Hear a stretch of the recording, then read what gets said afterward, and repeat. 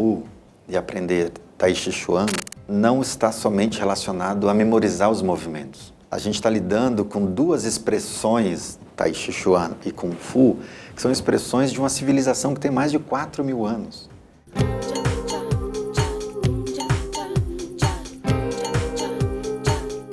Basicamente, o que tem aí é um jeito diferente de escrever. O jeito mais conhecido aqui no Brasil é escrever Tai Chi Chuan. Tudo com CH, né? O Chi e o Chuan com CH. É o jeito que mais a gente conhece, é o jeito que as escolas e os livros, inclusive, adotaram como grafia romanizada a partir do som dos ideogramas.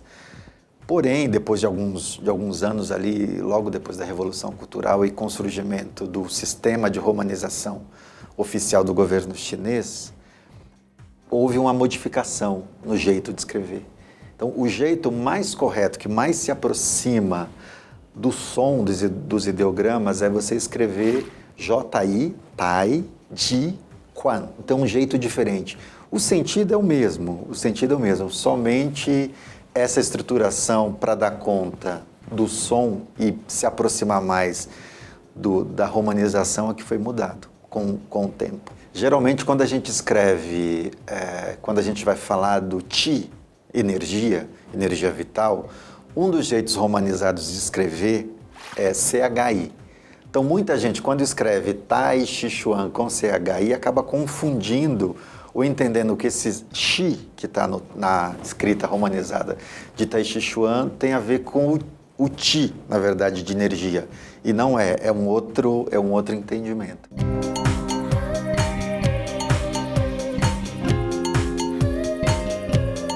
Nossa, esse é um sonho bem antigo, assim, um sonho que eu cultivo ele desde da minha juventude. Eu sou de Alagoas, sou de interior de Alagoas. Então eu venho para São Paulo ali no início dos anos 80, com os meus pais, naquela ideia de cidade grande, sair do sertão alagoano para ter para dar uma condição de vida diferente para os filhos. Somos em 5 em casa, eu tenho 4 irmãos, mas meu pai e minha mãe somos em 7, então uma família relativamente grande. E aí quando a gente chega em São Paulo, ali na zona norte de São Paulo, na freguesia do Ó, é quando a gente tem contato a primeira vez, sobretudo, com televisão. E aí uma das primeiras coisas que me chama a atenção são justamente os filmes clássicos de Kung Fu. Ali da década de 60, 70, a indústria de Hong Kong tinha uma produção muito intensa de filmes de Kung Fu. E aí isso me despertou ali. Eu, com os meus 7 anos, eu fiquei alucinado com aquilo. Eu falei, nossa, eu quero aprender isso. E aí desde essa idade, eu fiquei assistindo esses filmes, fazendo coisas em casa, meio autodidata, treinando e tudo mais, até que com 13 anos eu começo a fazer de fato Kung Fu, numa escola longe da minha casa. Então eu morava na freguesia do Ó, mas eu falo freguesia do Ó, mas é o fundão da freguesia do Ó, é um bairro chamado Morro Grande, que é do lado da Brasilândia. E aí fui fazer Kung Fu numa academia na Lapa. Isso eu tinha ali meus 12, 13 anos. E nessa época, crianças dessa idade podiam trabalhar, veja só. Então eu trabalhava lá no Shopping Paulista, com 13 anos. Hoje eu olho para umas crianças com 13 anos e falo, caracas. E aí, por conta desse meu início no Kung Fu, eu comecei a treinar Kung Fu, comecei a ensinar Kung Fu. Depois, ali com 16 anos, eu me interessei pelo Tai Chi Chuan. E aí o Tai Chi entrou na minha vida assim, de uma forma muito, muito forte. Eu tinha muita curiosidade de entender um pouco como é que os movimentos rápidos, ou como é que a gente trabalha essa ideia de energia dentro das artes marciais. Eu achava o Kung Fu muito somente chute-soco, muito externo. É o que a gente divide Kung Fu e Tai Chi em 2 escolas internas e escolas externas. O Tai Chi está dentro disso que a gente chama de escolas internas, que tem essa prática mais meditativa, mais contemplativa, de desenvolvimento da sua energia vital, do Qi. O Kung Fu também tem isso, só que o Kung Fu tem um apelo mais externo, mais explosivo, então você faz a movimentação rápida, os treinos são muito mais vigorosos. E aí, desde essa época ali, eu me lembro, na minha primeira faculdade que eu fiz foi de administração, eu me lembro que nessa fase eu já estava meio que esboçando ali um centro de cultura oriental. Já queria ter algum espaço que pudesse reunir o ensino de artes marciais, Kung Fu, Tai Chi, e também pudesse ser um espaço para as pessoas se encontrarem e ter livros bacanas à disposição. Aí depois veio a cultura do chá como outro elemento que eu me interesso e estudo até hoje. Pudesse ter um espaço também para encontros, workshops e palestras relacionados aos pensadores chineses, que a gente pouco sabe aqui no Brasil. A gente estuda filosofia na faculdade, mas nem de perto a gente se aproxima de nenhum pensador chinês. Ou quando a gente se aproxima da filosofia chinesa é via algum pensador alemão ou algum pensador que está aqui na Europa. E aí eu fui cultivando isso até que muitos anos se passaram. Somente em 2015 a gente conseguiu botar de pé esse sonho. Aí eu me juntei, eu e o meu irmão de Kung Fu, que é o Márcio Augusto, e o Rômulo, que era um outro sócio nosso na época. Nós três fundamos a Shaoshan, e com essa intenção de ser um espaço, de ser um centro de cultura oriental, sobretudo mais conectado à tradição tanto da China nacionalista quanto da China continental, ou seja, Taiwan e China no mesmo espaço, ensinando artes marciais chinesas e oferecendo cursos, caligrafia, cerimônia do chá e também atendimentos de medicina chinesa.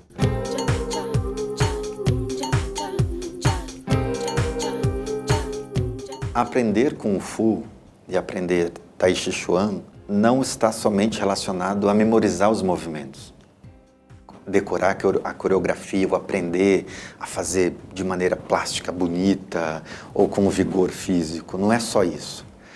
A gente está lidando com duas expressões, Tai Chi Chuan e Kung Fu, que são expressões de uma civilização que tem mais de 4.000 anos. É uma espécie, é como se fosse um jeito de manifestar a cultura chinesa tradicional. Então, quando a gente vai à China, por exemplo, você encontra em praças, em parques, calçadas, estacionamentos de shopping, as pessoas praticando Kung Fu, praticando Tai Chi, as pessoas praticando, dançando, fazendo coreografias de dança ou dançando em dupla, porque para o chinês a relação deles com o se movimentar está para além de ocupar uma academia. A gente aqui no Ocidente tem essa coisa, né? Vou fazer ginástica, então vou para uma academia. Não, para o chinês não. O chinês ele se movimenta, ele faz a ginástica que a gente aqui entende como ocupar um espaço de uma academia em qualquer lugar. Em qualquer lugar. Então, eu sempre falo para os meus alunos, não é somente aprender os movimentos, você precisa começar a entender um pouco mais sobre os outros aspectos da cultura chinesa. Quando a gente fala do Tai Chi Chuan, o Tai Chi Chuan tem relação com a medicina tradicional chinesa, tem relação com o pensamento chinês, com a visão de ver o mundo dentro da tradição chinesa, tem relação também com um pouco dos filósofos. Então, o Tai Chi tem uma relação também com um grande filósofo que é o Lao Tse, que é quem escreveu o Tao Te Ching. Tem relação um pouco dentro ali dos códigos de conduta com outro pensador que é o Confúcio. Então, só esses dois pensadores já dá para o praticante, aquele que tiver interesse em entender um pouco mais sobre a China, uma oportunidade para ele ressignificar o jeito de fazer Kung Fu, ressignificar o jeito de fazer Tai Chi e, com isso, ressignificar o jeito de olhar para a China. Não somente na perspectiva de que a China faz eletrônicos, não, tem isso também, que eles são uma potência nisso. Mas tem todo um outro conteúdo que é muito importante e que dá base para essas artes todas que a gente ensina. Então, uma outra coisa relevante é chá, tomar chá. Que na China, qualquer lugar que você vai encontrar as pessoas tomando chá. Nossa garrafinha de água, eles geralmente levam chá. Todas as paradas, se você vai viajar na China pelas estradas, os graus da vida na China, geralmente você tem água quente à disposição. Porque todo mundo está com a sua garrafinha, já tem ali o seu chá dentro da garrafa então precisa de água quente. Então esse hábito de tomar chá também revela um pouco de um jeito de cuidar da sua saúde, porque os chineses defendem que inclusive você tomar água quente de manhã ou tomar chá é muito mais benéfico do que você consumir água gelada. Nos treinos aqui no Brasil a gente tem esse hábito de treinei, tô suado, água quente ou algum, sei lá, alguma bebida tipo Gatorade da vida, gelado. E para o chinês, e dentro da concepção da medicina chinesa, isso não é muito bom. Porque imagina que o teu corpo, enquanto você faz uma atividade física, ele está super aquecido, não só por fora, mas sobretudo por dentro. E aí você vai e joga um balde de água fria, e é como se você estivesse dando uma espécie de choque térmico em você. Então, a ideia na tradição chinesa é que você tente manter o teu corpo sempre numa temperatura que mantenha os teus órgãos vitais ali em harmonia, funcionando bem, e a água morna e quente é um bom exemplo disso. Claro que a gente está num país super tropical, e aí implementar nas aulas de Kung Fu de Tai Chi que ao final da aula você está suado, você vai lá e toma uma água quente, é difícil. Mas as pessoas tomam chá. Sempre no final da aula, no intervalo da aula, tem uma garrafa de chá disponível lá no nosso centro de cultura. Então isso já está começando a virar um hábito. Pessoas que não tomavam chá ou não tinham essa informação dos benefícios de tomar chá ou da água quente, passaram a tomar por conta disso. Claro que você vai hoje na China, você tem uma juventude tomando bastante chá gelado também. Mas sempre que podem tomam o chá quente.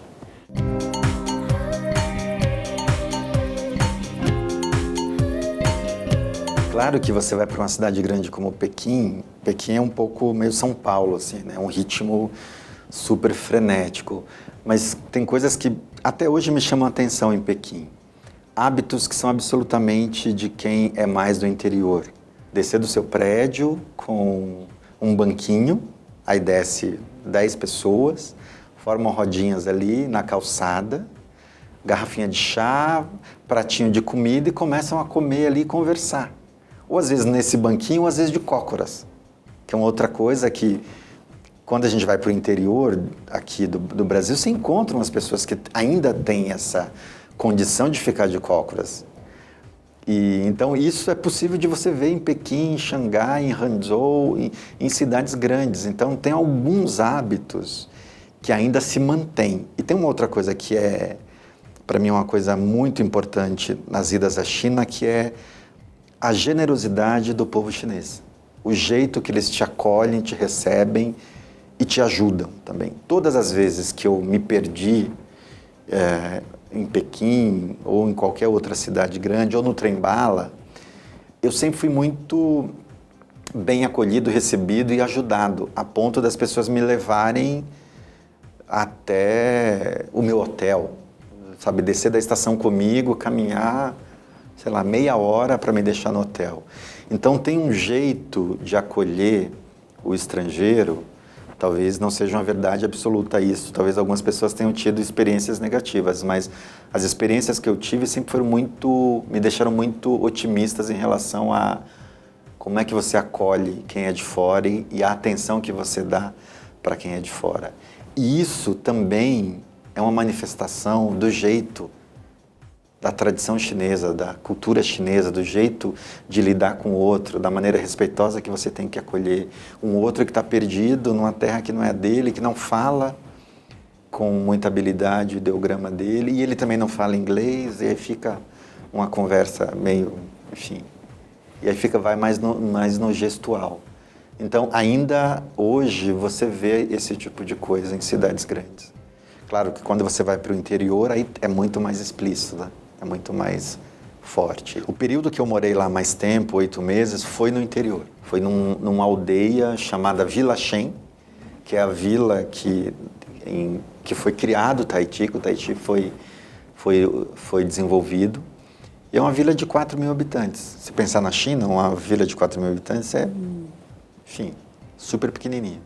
Uma vila que basicamente vive de agricultura familiar ali, então modos de pensar, modos de se relacionar com o outro, com a terra e com o planeta bem diferente. de quem está na capital.